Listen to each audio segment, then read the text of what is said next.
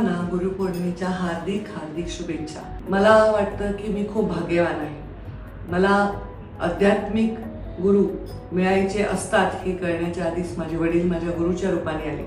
तुम्हा सर्वांचेही पिता आणि माता तुमचे प्रथम गुरु आहेत आणि त्यांनी आपल्याला शिकवलेलं आहे प्रत्येक जीवनातलं वास्तव सत्य। त्यामुळे त्यांचे जरूर आज चरण स्पर्श करा, त्यांना आभार माना जे जीवन तुम्हाला लाभलेलं आहे। आपल्या